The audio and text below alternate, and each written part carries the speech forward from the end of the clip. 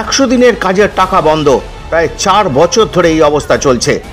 লক্ষ লক্ষ গরিব মানুষের আশা ভেঙে চুরমার করে দিয়েছে এই রাজ্যেরই সরকার নিজেই। দুর্নীতির অভিযোগে কেন্দ্র টাকা বন্ধ করতে বাধ্য হয়েছে। কলকাতা হাইকোর্টে সিপিআইএম এই নিয়ে মামলা করেছিল। কলকাতা হাইকোর্ট নির্দেশ দিয়েছিল টাকা দিতে হবে, তবে রাজ্যকেও হিসেব দিতে হবে। এখন সেই নির্দেশ বহাল রেখেছে সুপ্রিম কোর্ট। 100 দিনের কাজের নামে যে প্রকল্পের দরিদ্র মানুষ তাদের ঘাম ঝরিয়ে রুজি রোজগার করতেন, সেইখানে দুর্নীতির পাহাড়। কেন্দ্রের অভিযোগ ভুয়ো বিল, এমনকি একাধিক জেলায় ফান্ডের অপব্যবহার হয়েছে।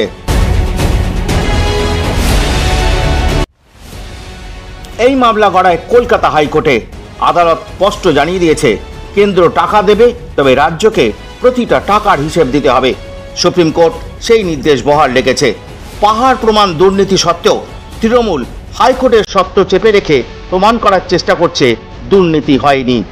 100 দিনের কাজে সুপ্রিম ধাক্কা খেয়েছেন, সুপ্রিম কোর্টে বিরাট ধাক্কা বিজেপি শাসিত কেন্দ্রের সরকারে। 100 দিনের কাজ নিয়ে কেন্দ্রের আমাদের কলকাতা হাইকোর্টের অর্ডারের বিরুদ্ধে তারা যে এসএলপি করেছিলেন তা খারিজ হয়ে গেছে। কলকাতার হাইকোর্টের রায় বহাল রাখা হয়েছে এবং পশ্চিমবঙ্গকে 100 দিনের কাজের বকেয়া কাজের টাকা দিতে হবে মোদী সরকারকে নির্দেশে, এমনটাই সুপ্রিম কোর্ট বলেছে। আমরা বরাবর সোচ্চার হয়েছি। আমাদের মাননীয় মুখ্যমন্ত্রী বারংবার মাননীয় প্রধানমন্ত্রীকে চিঠি লিখেছেন, সাক্ষাৎ করে তাকে এই ব্যাপারে তার দৃষ্টি আকর্ষণ করেছেন। আমাদের সর্বভারতীয় সাধারণ সম্পাদক সাংসদ শ্রী অভিষেক বন্দ্যোপাধ্যায়, তিনি আমাদের সাংসদ এবং বিভিন্ন মন্ত্রী পরিষদের সদস্য পশ্চিমবঙ্গের এবং আমাদের বরিষ্ঠ নেতৃত্বকে নিয়ে গিয়ে এবং বঞ্চিত উপভোক্তাদের সঙ্গে নিয়ে আন্দোলন সংগঠিত করেছেন দিল্লিতে। পরের পর বিভিন্নভাবে আন্দোলন করে শেষে আমাদের মাননীয় মুখ্যমন্ত্রী এই বঞ্চনার বিরুদ্ধে মানুষের এই কষ্ট দেখে যারা কাজ করেছিলেন অথচ তাদের মজুরি পাননি, এই দ্বিচারিতার জন্যে সেইখানে মাননীয় মুখ্যমন্ত্রী সিদ্ধান্ত নেন যে রাজ্যের নিজস্ব কোষাগার থেকে এই বকেয়া যে মজুরি আছে সেই বকেয়া মজুরি প্রদান করা, সেটাও করা হলো। আদালত মনে করছে রাজ্যের উপর বিশ্বাস রাখা যাচ্ছে না, এমনকি দুর্নীতি হয়েছে তাও আদালতের বক্তব্যে পরিষ্কার হয়ে গিয়েছে। তারপরও তৃণমূল সরকার বিষয়টিকে রাজনৈতিক দিকে ঘুরিয়ে দুর্নীতি চাপা দিতে চাইছে, কিন্তু পচা মাছের গন্ধ কখনো শাক দিয়ে ঢাকা যায় না। কোটি কোটি টাকা দুর্নীতি হয়েছে, গরিব মানুষ এই টাকা পায়নি।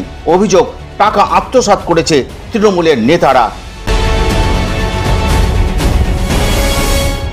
এখন প্রশ্ন, কেন বারবার তৃণমূল সরকার দুর্নীতির অভিযোগে জড়াচ্ছে?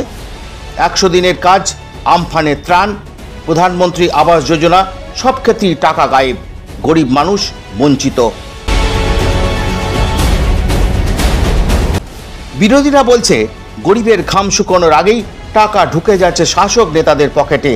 আদালতে রায়ে প্রমাণ মিলল রাজ্য সরকার নিজেদের দোষ ঢাকতে পারেনি। 100 দিনের কাজ যেখানে জেসিবি ব্যবহার করা নিষিদ্ধ, জেসিবি দিয়ে কাজ করে সেই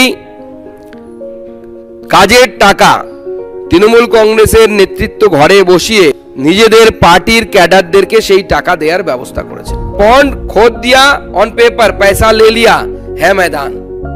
অভিষেক বন্দ্যোপাধ্যায়, আমি বলতে বাধ্য হচ্ছি, মূর্খের মতো কথা বলছে। তার কারণ হচ্ছে উনি রায়টা পড়েন, হাইকোর্টের রায়টা পড়ুন না। আপনাদের সময় থাকলে আমি রায়ের কোর্ট করে করে বলবো। 15 নম্বর পয়েন্ট দেখুন কি বলছে কলকাতা হাইকোর্ট। 15 নম্বর পয়েন্টে পরিষ্কার বলছে যে দুর্নীতি হয়েছে, এটা প্রুফ, টাকা ফেরত এসেছে এবং কোর্ট শুধু একটা জায়গাতেই আমাদের সাথে ডিফার করেছে। কোর্ট বলেছে এটা চালু হওয়া যাবে, আমরাও বলছি চালু হওয়া যাবে, কিন্তু কোর্ট তার সাথে বেঁধে দিয়েছে চেক অ্যান্ড বাউন্স। কেন্দ্র চাইলে স্পেশাল প্রভিশন রাখতে পারে, তার স্পেশাল অবজারভেশন রাখতে পারে। আমি তো কেন্দ্রকে বলবো যে করে দেওয়া হোক, সাংসদদের নজরদারিতে হবে। বাংলার মানুষ বলছেন আমরা কাজ করেছি কিন্তু টাকা পেলাম না। রাজনীতি, দুর্নীতি আর রাজ্য প্রশাসনের ব্যর্থতার বোঝা বইছে সাধারণ মানুষ। আদালতের রায়ে পরিষ্কার, দুর্নীতির আড়ালে লুকিয়ে থাকা কেউ রক্ষা পাবে না। এখন দেখা যাক রাজ্য সরকার সত্যি হিসেব দেয় কিনা, নাকি আবারও শুরু হয়ে যাবে নতুন নাটক। সত্য খবর পেতে সাবস্ক্রাইব করুন RDB নিউজ। অন্যায়ের বিরুদ্ধে প্রতিবাদ, অন্যায়ের বিরুদ্ধে লড়াই।